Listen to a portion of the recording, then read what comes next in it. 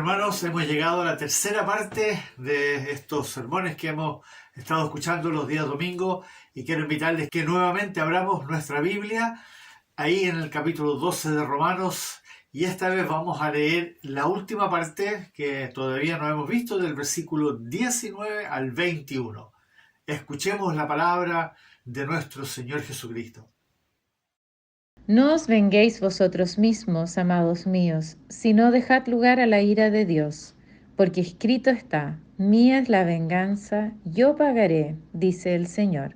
Así que, si tu enemigo tuviere hambre, dale de comer, si tuviere sed, dale de beber, pues haciendo esto, ascuas de fuego amontonarás sobre su cabeza.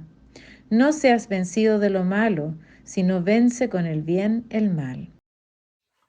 Ciertamente un texto que tiene algo muy especial, hay algo muy especial contenido ahí en estos versículos que acabamos de leer, pero antes de eso, amados hermanos, inclinémonos delante de nuestro glorioso Señor y Dios y pidámosle que nos llene de su sabiduría, de su Espíritu Santo, para que entendamos estas palabras tan especiales que vamos a ver hoy día.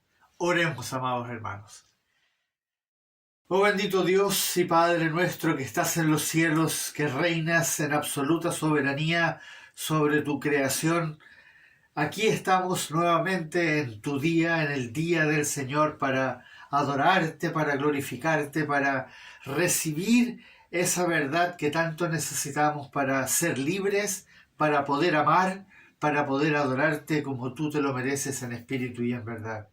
Padre Celestial, por eso queremos pedirte en esta mañana, humillados delante de ti por tu gracia, tu misericordia y tu amor, que nos llenes de sabiduría, de inteligencia espiritual, para que podamos entender bien esta verdad que tú declaras acá en estos versículos y podamos entonces también hacer una conclusión de todo lo que nos has estado hablando desde el versículo 9 hasta el 21.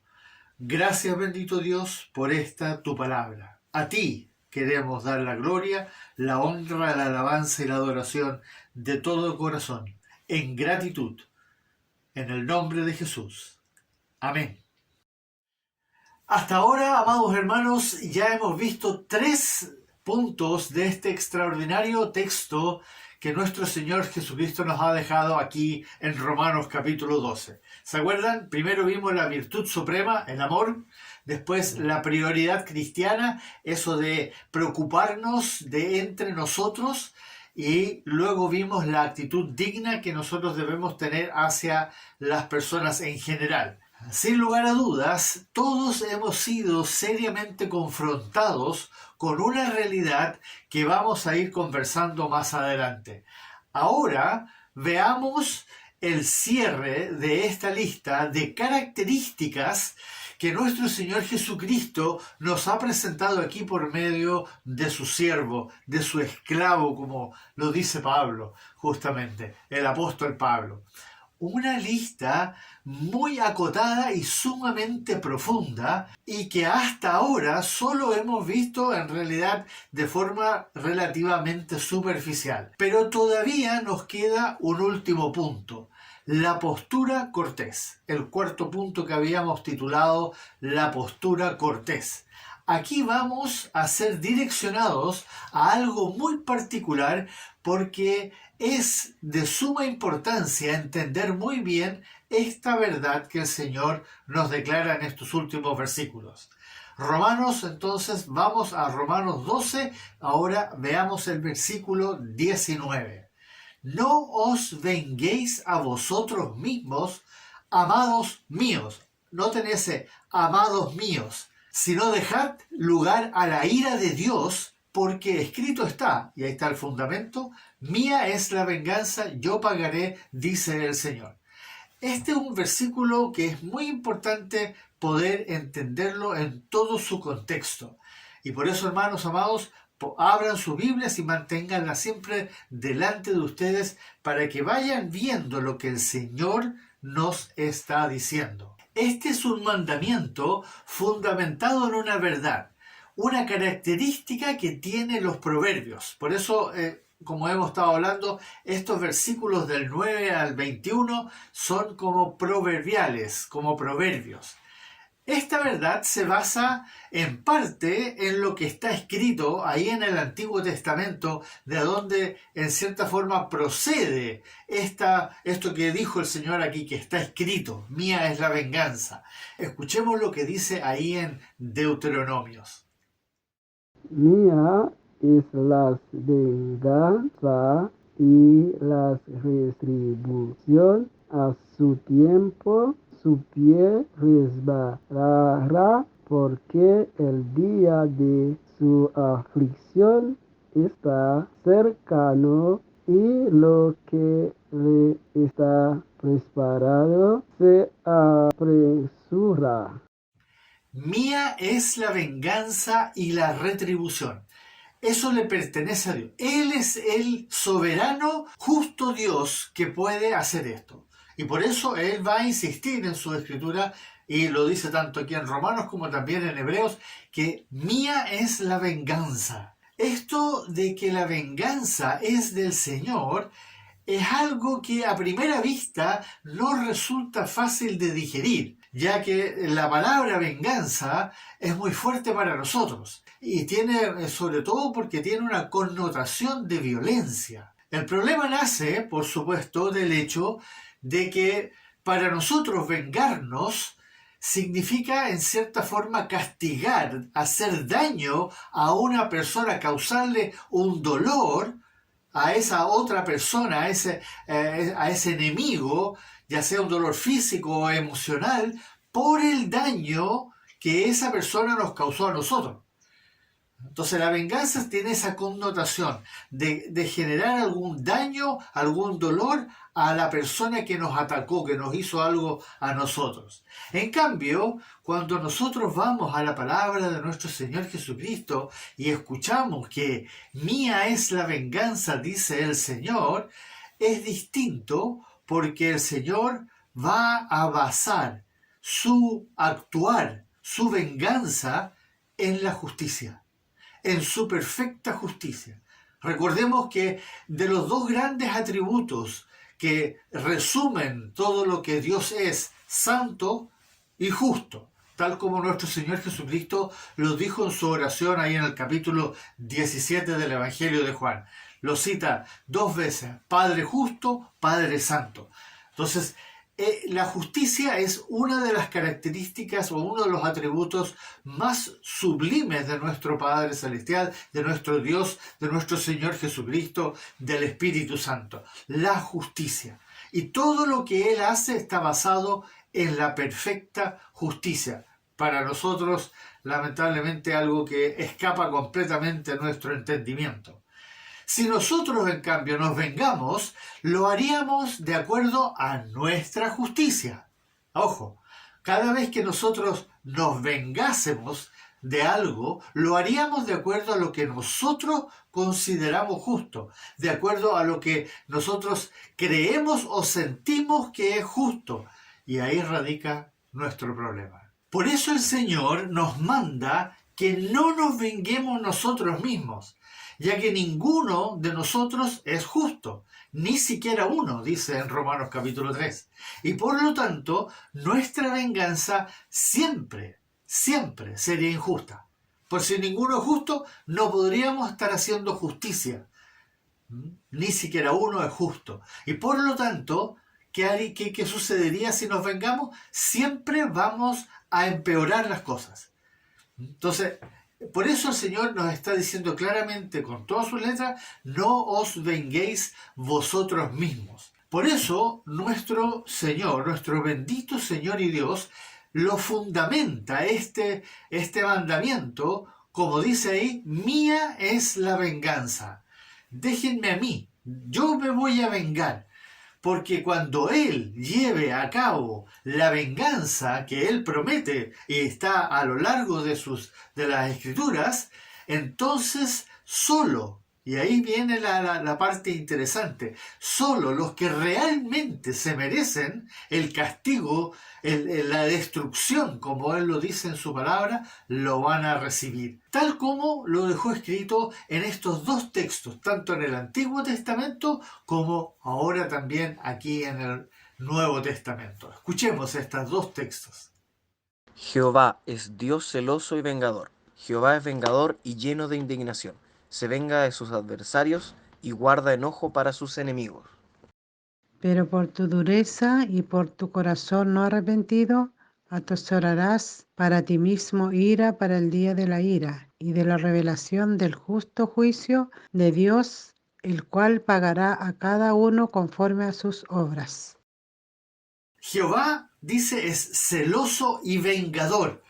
Y el día de la ira, como lo dice ahí en Romanos, está preparado. Ese día está determinado.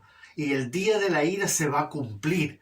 Ya sea cuando venga nuestro Señor Jesucristo en su segunda venida física a la tierra, el día de la ira, la batalla de Armagedón, va a demostrar la completa ira de Dios, que ya va a haber comenzado cuando se derraman las 7 copas de la ira de Dios, pero termina entonces finalmente con esa batalla de Armagedón, donde van a ser destruidos todos los enemigos de Dios.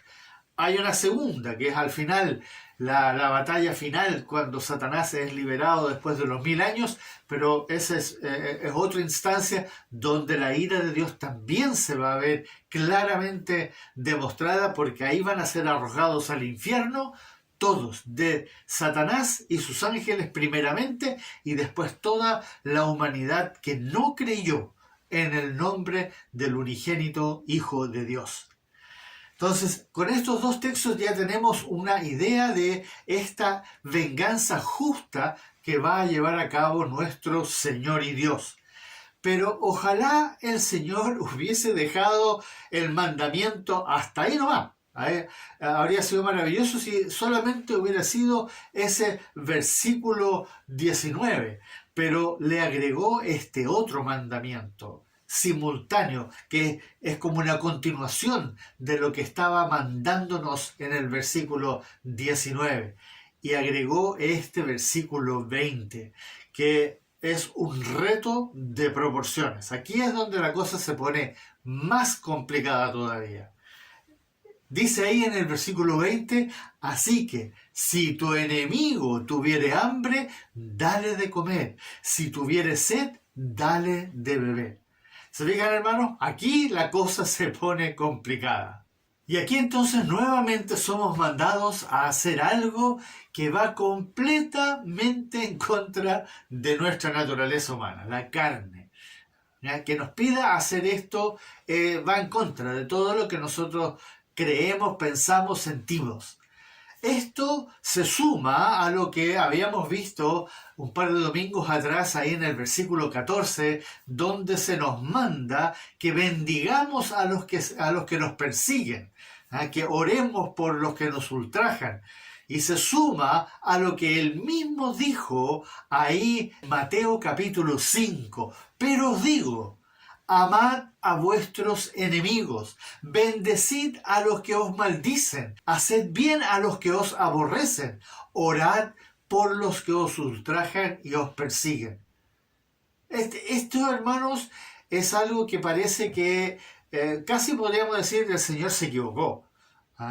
¿Cómo nos puede pedir a nosotros algo así? Estas palabras ciertamente se escuchan como muy honorables, muy respetuosas, pero ¿quién puede llevar a cabo algo así? ¿Cómo nos puede mandar nuestro Señor Jesucristo a hacer estas cosas? Y eso, como lo dijimos también en esa vez, es porque nuestro Señor fue el primero en hacerlo. Él nos dejó ejemplo. Y nosotros somos llamados, como lo vemos también en este dibujo, es seguir en sus pisadas, caminar en sus huellas. Eso es lo que el Señor nos manda en su palabra, que ahora nosotros le obedezcamos en todo lo que Él dice, porque todo tiene un propósito perfecto y divino, aunque nosotros no lo entendamos. Y por eso, como lo hemos leído en Isaías, dice que mis pensamientos no son vuestros pensamientos y mis caminos son mucho más altos que los de ustedes. Nosotros no vamos a entender muchas de las cosas que el Señor nos manda.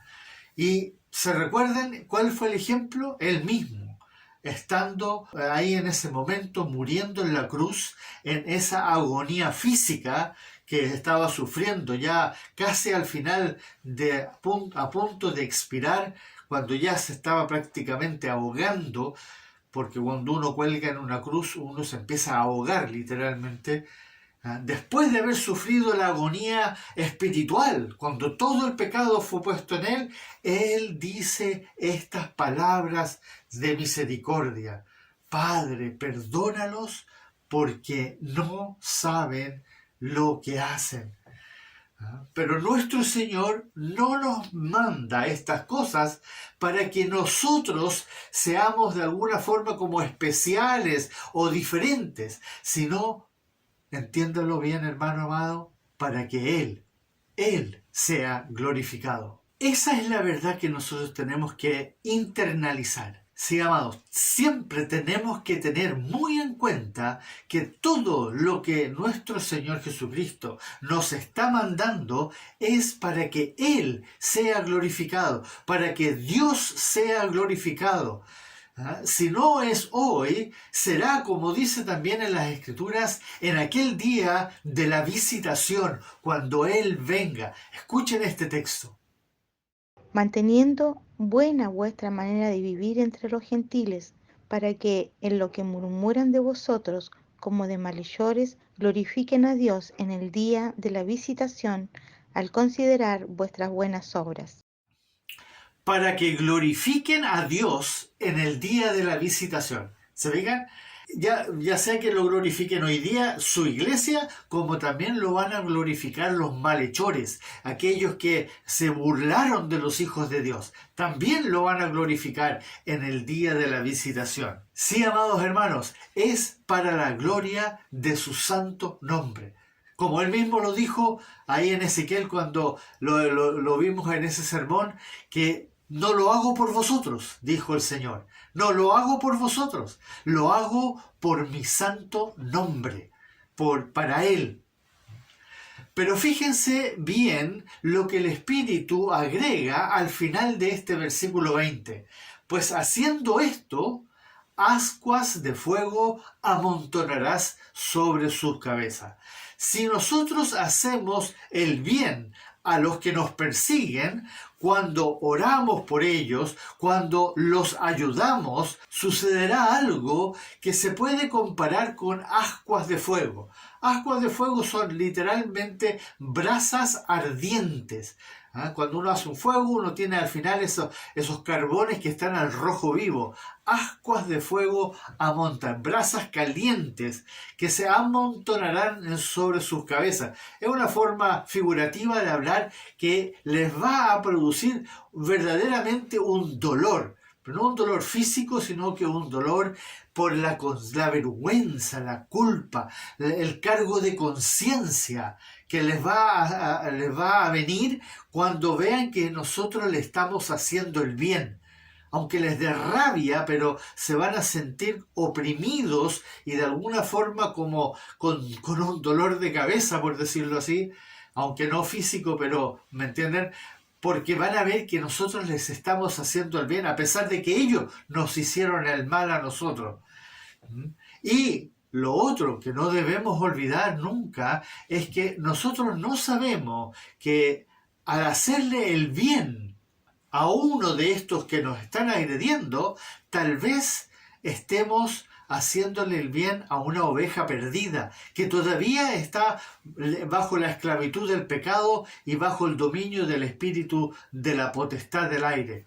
Y recuerden que así estábamos todos nosotros antes de que nuestro Padre Celestial, por la gracia inmerecida, nos salvase y nos llevase a su Hijo Jesucristo. Entonces, no sabemos a quien hay testimonios, yo he escuchado testimonios de hombres que incluso mataron a un cristiano, le dieron un balazo, pero antes de que le dieran el balazo, el cristiano oró por ellos o los bendijo y lo mataron y después se convirtieron. Hermanos, el Señor quiere que nosotros siempre le glorifiquemos a Él por medio de esto, porque no sabemos a quién le estamos diciendo estas palabras, esta oración, este acto de amor, de misericordia, tal como Él lo hizo en la cruz cuando dijo: Padre, perdónalos porque no saben lo que hacen. Por eso el Señor, tal como Él mismo lo hizo innumerables veces, nos dice esta gloriosa verdad al final: no seas vencido de lo malo, sino, escuchen bien, vence con el bien el mal. Ciertamente algo que cala profundo en nuestro ser y que es absolutamente irrefutable, pero que, tal como lo anterior que acabamos de ver, es fácil decirlo, pero prácticamente imposible de realizarlo. Uno podrá vencer un mal menor, como una tentación, con una oración, un desprecio, con una flor, o un insulto, con un gesto amable. Eso tal vez es algo que podamos hacer, pero otra cosa es cuando somos verdaderamente ultrajados, o agredidos, o insultados violentamente, o atacados físicamente. Ahí la cosa cambia completamente y ahí estamos hablando de palabras mayores. ¿Cómo voy a vencer ese mal con el bien? ¿Cómo voy a hacer eso? Es un mal mayor, un mal que me afectó emocional, físicamente. Aquí es donde llegamos a la conclusión de este texto que hemos visto desde el versículo 9 en adelante. Estos 3 domingos hemos estado escuchando la palabra de nuestro Señor, estas características que nosotros debemos llegar a tener para ser esos embajadores en el nombre de Cristo. Y, hermanos amados, aquí hay todo un propósito en este resumen de los 70 mandamientos que el Señor nos deja en el Nuevo Testamento, que nos indican aquí cosas que son muy serias y que cuando las leemos somos conmovidos hasta lo más profundo de nuestro espíritu. Amados hermanos, como muchas cosas que nosotros leemos en la palabra de nuestro Señor Jesucristo, cuando las leemos somos conmovidos, somos sorprendidos con verdades profundas, somos emocionados con profundidad, tal como cuando leemos el Sermón del Monte en el capítulo 5, 6 y 7 de Mateo. Palabras gloriosas que repetimos, que nos aprendemos de memoria, que hemos escuchado una y otra vez, pero que nunca nos detuvimos seriamente a examinar en nuestras propias vidas. Amados, estas palabras que hemos visto desde el versículo 9 hasta acá, si somos bien objetivos, y aquí es la parte difícil, si somos bien objetivos y sinceros con nosotros mismos, podemos afirmar tristemente, podríamos todos afirmar tristemente que no hemos guardado ninguno de estos mandamientos tal como el Señor Jesucristo nos manda en estos versículos. Eso es lo que nosotros tenemos que darnos cuenta. Tal como se lo dijo a los judíos cuando les predicó en ese momento el Sermón del Monte. Cuando ellos escucharon ese sermón, salieron todos compungidos.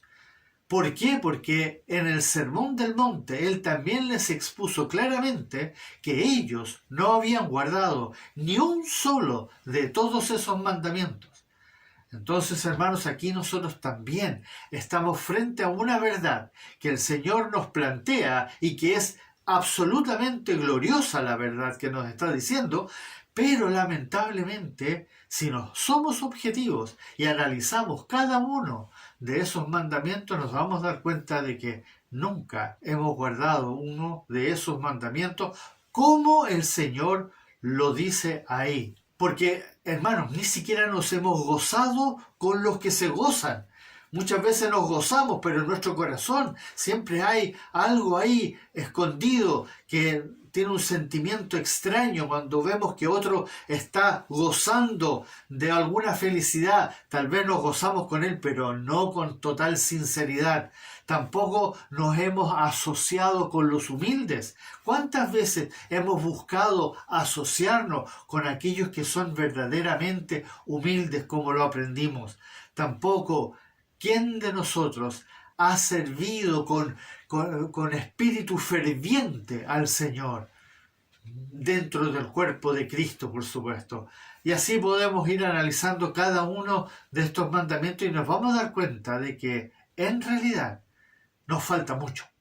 Y necesitamos hacer ajustes en nuestra vida para obedecerle. Entonces, ¿para qué nos manda el Señor a hacer algo que Él sabe que no somos capaces de guardar? Ahí viene esta pregunta, ¿no es cierto? ¿Para qué nos pide esto? Si Él sabe que nosotros no lo vamos a guardar. Para que seamos conmovidos. Escuche bien. Para que seamos conmovidos y redarguidos a tal punto que seamos humillados literalmente hasta el polvo. Que entendamos que nosotros lo necesitamos a Él en todo momento, hermano. Nosotros tenemos que bajar de ese podio en el cual nos hemos subido y creído que nosotros somos alguien o algo. Él quiere bajarnos. Y así entendamos lo que le sucedió a Pablo cuando él dijo estas cosas.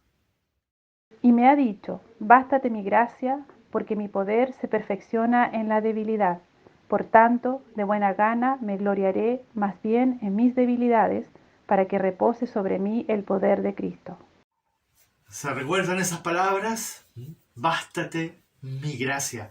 Sí, bástate mi gracia. ¿Por qué? Porque Pablo había llegado al punto de la agonía absoluta que 3 veces le había pedido al Señor que quitara ese aguijón. Y recuerden que no era un aguijón físico, sino que era el aguijón de aquellos que constantemente hablaban mal, enseñaban falsas doctrinas, que lo perseguían a él, que hablaban mal de él, que hacían todo lo posible por descalificar su ministerio.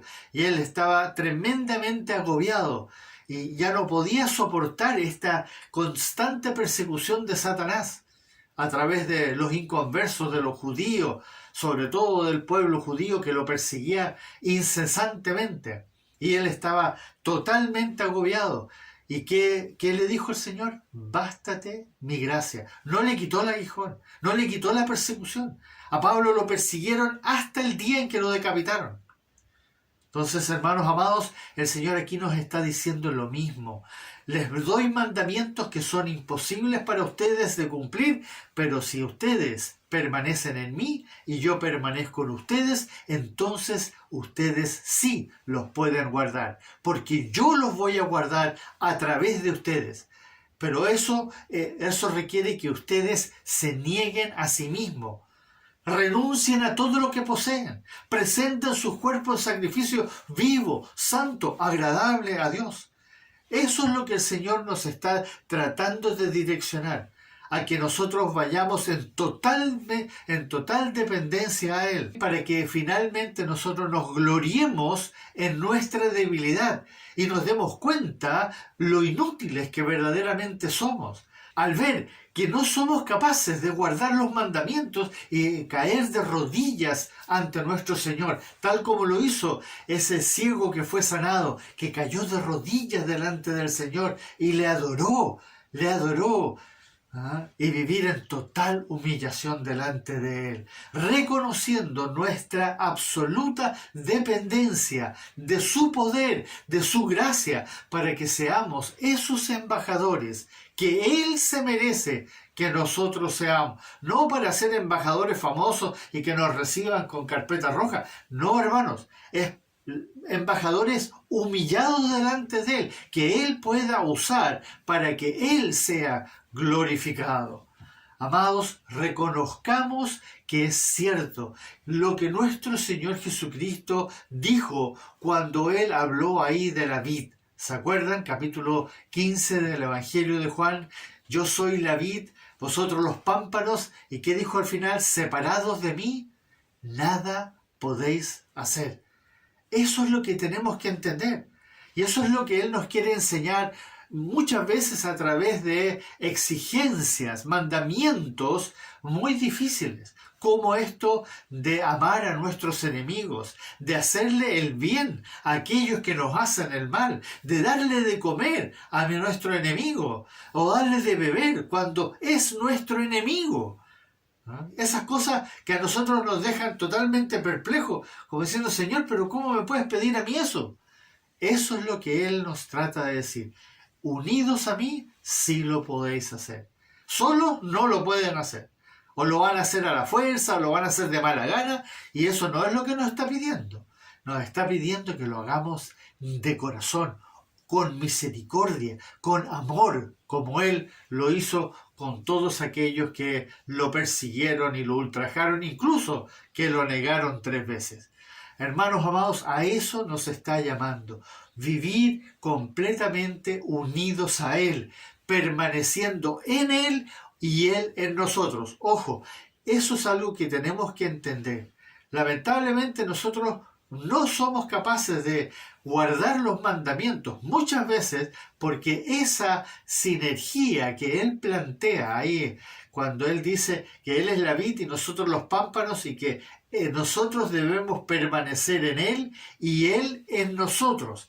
Eso tiene que cumplirse, porque si solamente permanecemos en Él, pero Él no está llegando a nosotros, de nada sirve. Y eso es lo que requiere el Señor de nosotros, que nos mantengamos en esa perfecta unión en la cual nosotros estamos buscándole, escuchándole, atendiéndole, y que Él entonces con su gracia esté obrando en nosotros para la gloria de su santo nombre. ¿Entienden, hermanos? Eso es lo que Él está buscando, para que entonces podamos guardar estos mandamientos, aunque con torpeza o con errores de vez en cuando, pero empecemos lentamente a llevar a cabo en nuestra vida este resumen de los 70 mandamientos que nuestro Señor nos ha dejado aquí en su palabra. Así, hermanos, estas palabras que hemos estado leyendo y escuchando estos 3 domingos de parte de nuestro Señor Jesucristo deben traspasar nuestros corazones, es nuestra alma, nuestro entendimiento, y derribar, literalmente derribarnos completamente hasta que caigamos a los pies en total humillación, a sus pies en total humillación, para ser levantados por Él, por su glorioso poder, por su gracia infinita, y comenzar entonces a hacer todos los cambios necesarios para que Él sea glorificado en nuestras vidas. Y no nosotros, sino que Él sea glorificado por lo que decimos, por lo que hacemos, por cómo somos.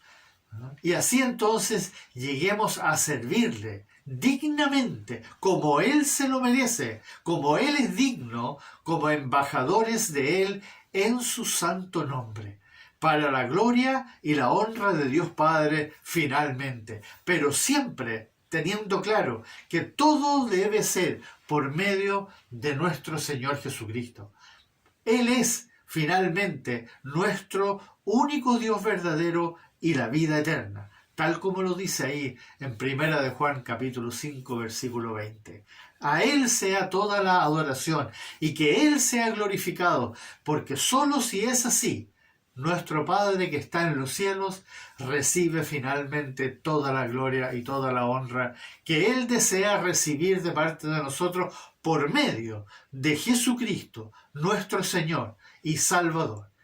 adorémosle y alabémosle siempre, con obediencia, pero por gratitud. No olvidemos que todo finalmente es solamente por gratitud, por lo que Él hizo en esa cruz por nosotros, por esa sangre que Él derramó, para que tú y yo podamos ser perdonados, salvados, redimidos de la esclavitud del pecado. Oh bendito Señor, a Él demos la gloria. Oremos, amados hermanos. Bendito y glorioso Dios, sí, queremos glorificarte, pero como tú lo mandas en tu palabra, no como nosotros creemos o a nosotros nos gustaría. Queremos verdaderamente demostrar con todo nuestro ser nuestra gratitud, como dice ahí en Romanos, por todas las misericordias, presentar nuestros cuerpos en sacrificio vivo, santo, agradable a ti, oh Dios. Porque tú fuiste a la cruz por nosotros. Tú viniste en carne y hueso para explicarnos y dar testimonio a la verdad, para que podamos entender cuál es la verdadera palabra que viene de ti, para que nosotros podamos entonces vivir correctamente para gloria y honra de tu santo nombre. Te damos gracias en esta mañana por tu verdad y pedirte siempre en el nombre de Jesús que nos ayudes a hacer todos los cambios que sean necesarios y humillarnos verdaderamente a tus pies para guardar tu palabra y así glorificar tu santo nombre. Toda la honra, bendito Dios, sea para ti en el nombre de Jesús. Amén.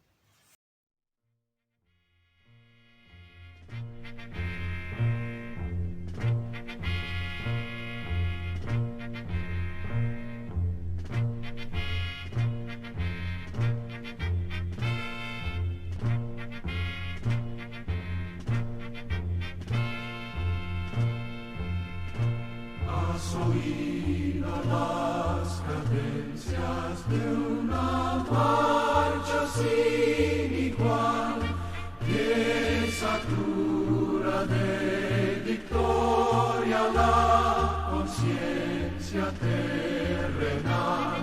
Sus acentos melodiosos son emblema celestial de gloria y devoción.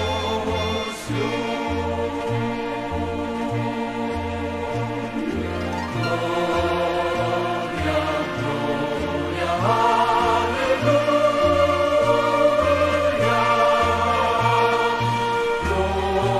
Gloria, gloria,